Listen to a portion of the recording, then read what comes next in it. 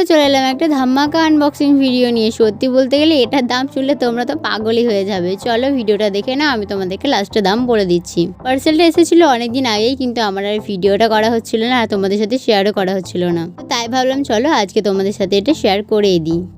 তিনটে পিকচারই দেখছো আলাদা আলাদা ডিজাইন, দেখতে কিন্তু খুবই সুন্দর, ছোট হলেও কিন্তু অনেক সুন্দর লাগছে। এগুলোর উপরে কিন্তু কোনো কাগজ বা প্লাস্টিক জাতীয় কিছু লাগানো নেই। এই তো একদম ল্যামিনেশন যেমন হয় ওরকম টাইপের করা আছে, মানে এর উপরে জল পড়লে তোমার কিন্তু কোনো ক্ষতি হবে না। দেখতে পাচ্ছ কত শাইন করছে। আর ঠিক আছে ডবল টেপ আঠা, যেটা সহজেই তোমরা উঠিয়ে দিয়ে দেওয়ালে চিপকে দিতে পারবে।